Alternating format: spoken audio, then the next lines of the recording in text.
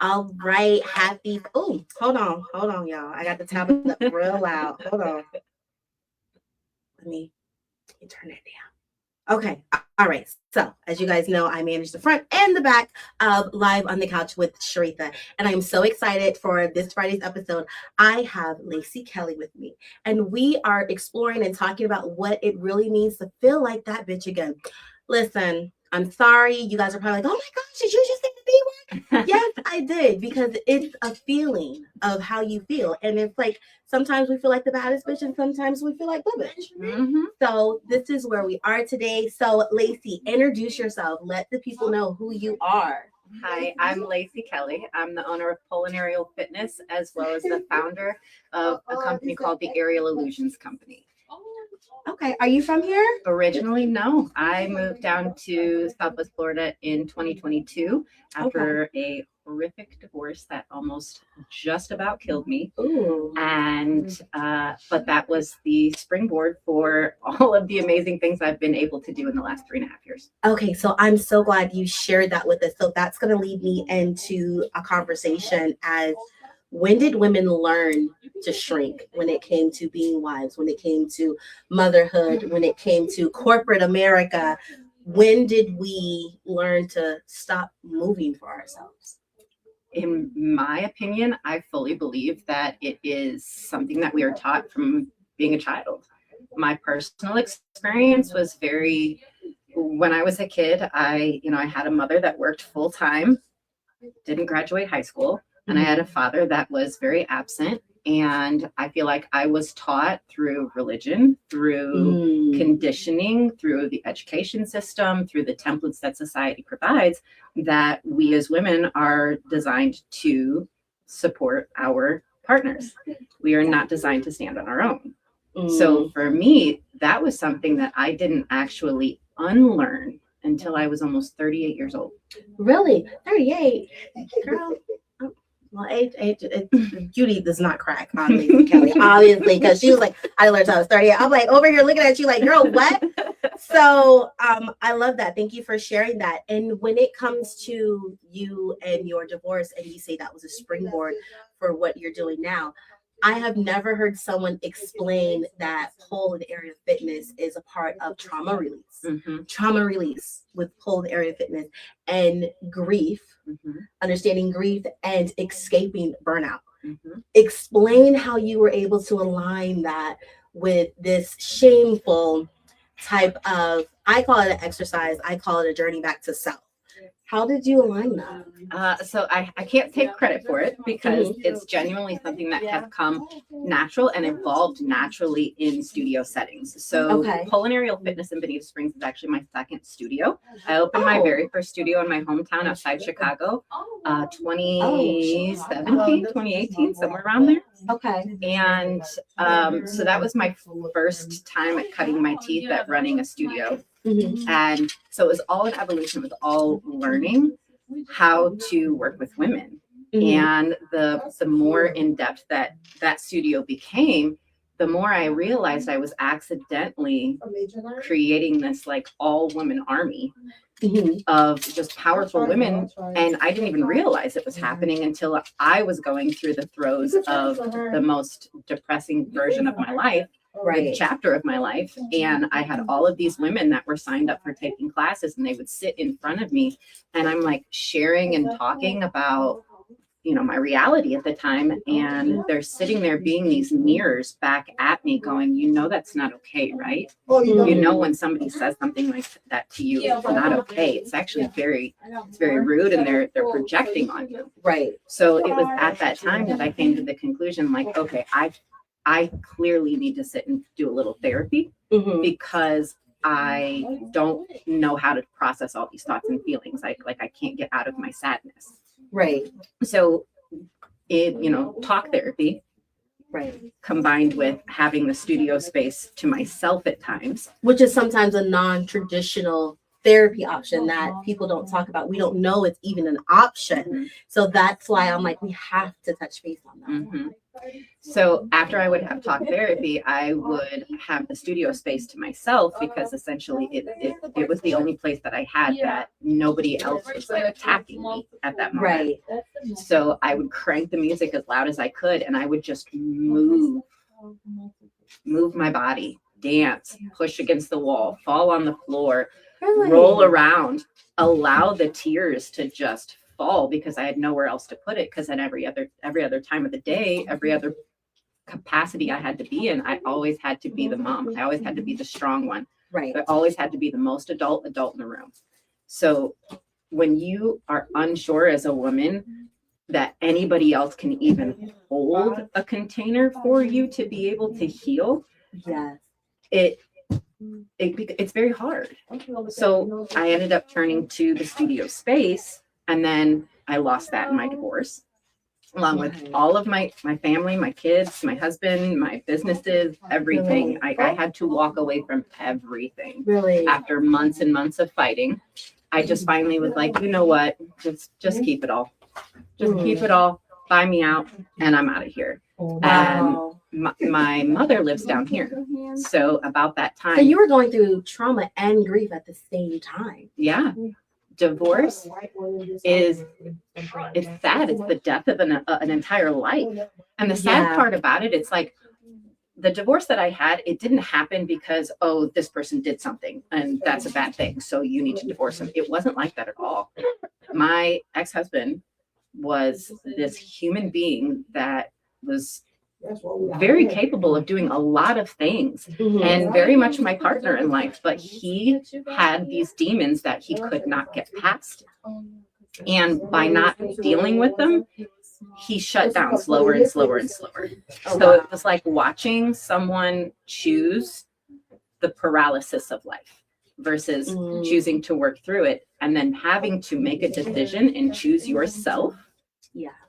Even though it hurts. And like nobody ever talks about what that's like when you actually are evolving and you grow as a woman and you know that you deserve better. Yes. That selfishness that you need. And then you finally stand up for yourself and say, no, I deserve better than this. And that person looks at you like you're crazy or calls you crazy or tells you that that's not realistic or you live in such a delusional life. Like, what are you thinking? And I'm like, but wait, no, actually, like, this is how, in my perspective, this is how I think it should be. Right. And then the more I vocalized that to the women that were in my studio, the more I realized I'm not crazy. I'm not crazy. I have all these women that feel similarly, or also have additional perspectives that allow me to understand it even more deeply. Not only that, but the actual physical fluidity of movement helps to move trauma through the body. Right. And you created a community of health versus a solo survival when you were going through that. Mm-hmm.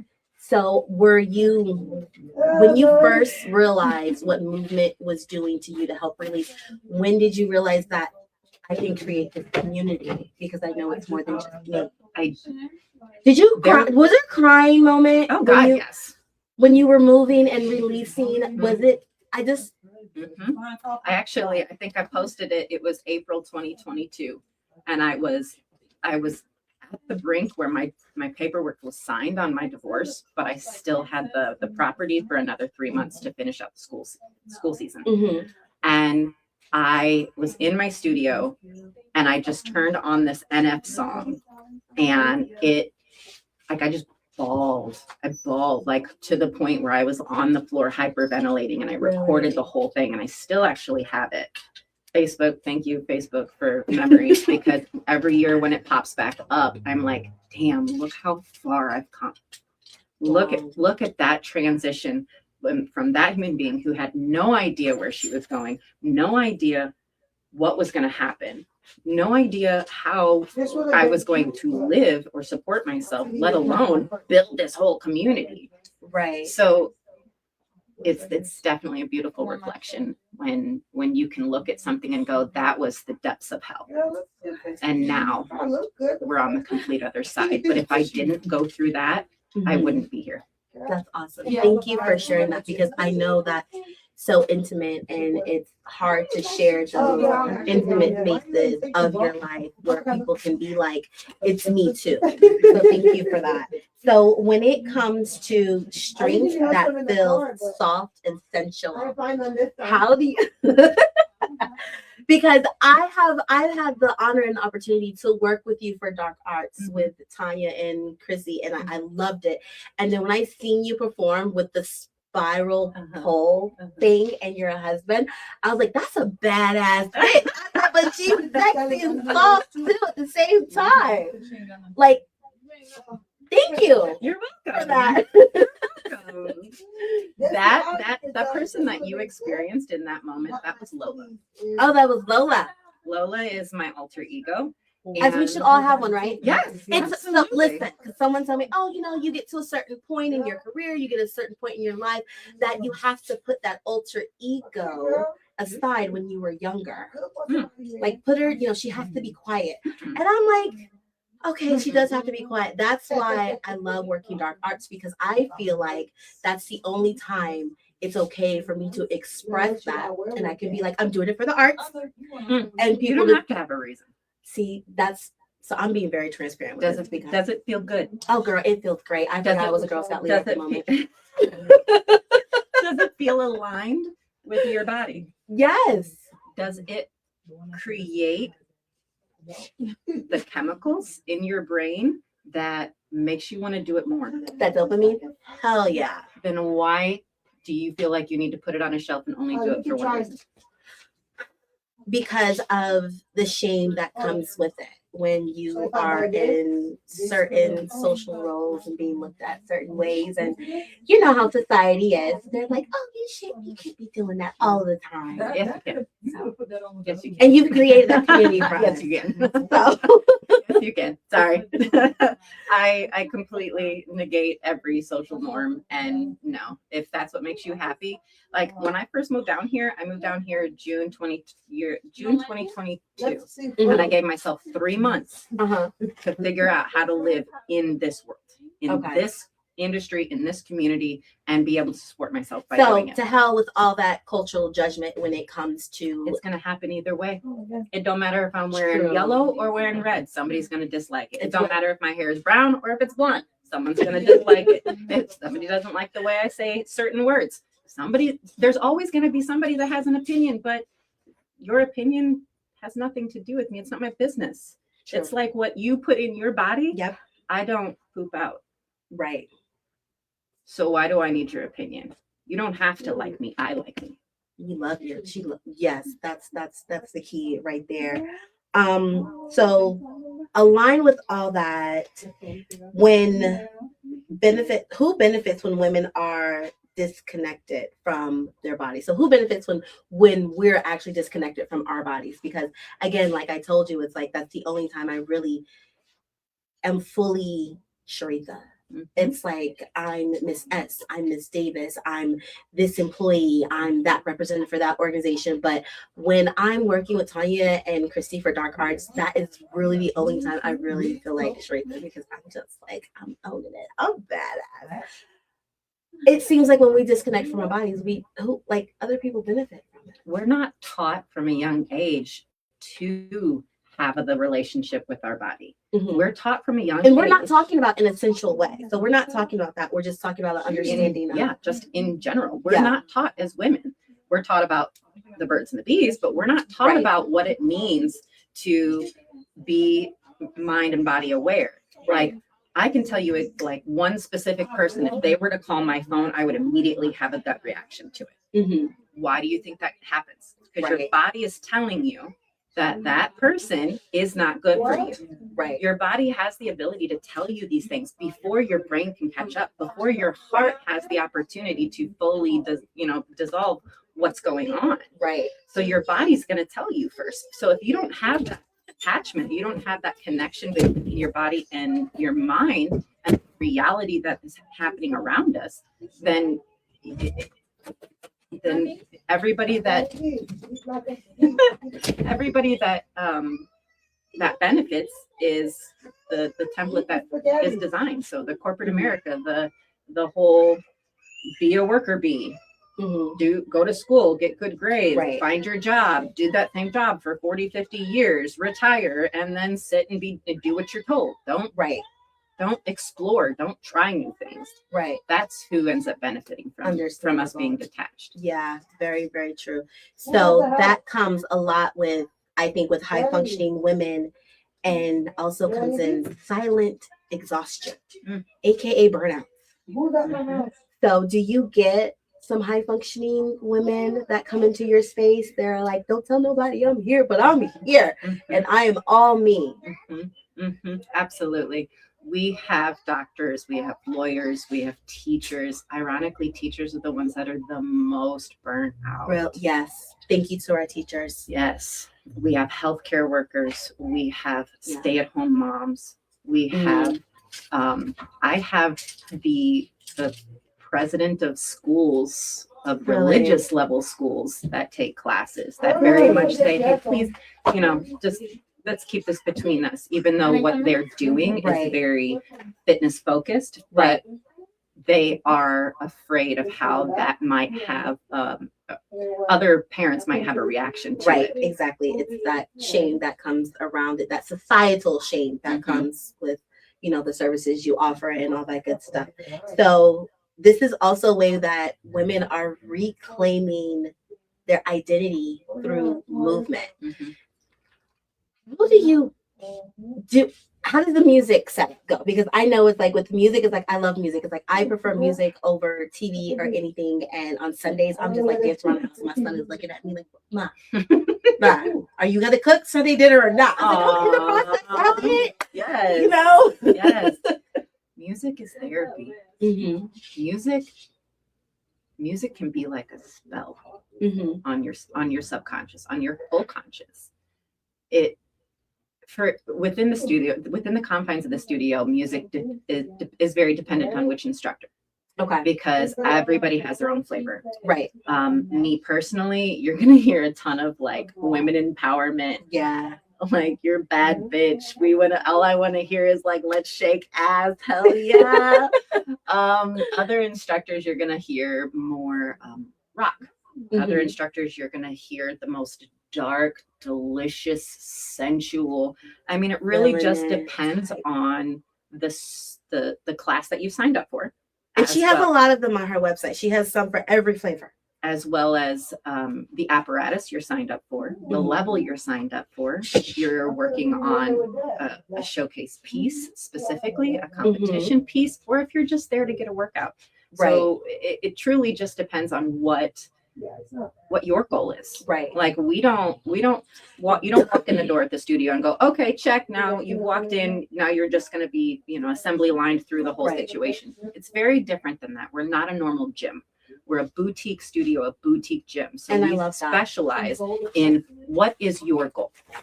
And I love that. So speaking of you being a boutique studio, you have pole fitness, you have aerial fitness, right?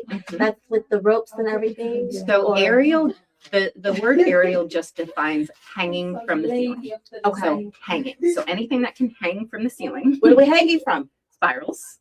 We hang from silks. We also hang from hammocks. We hang from lyra. You offer all that in your studio?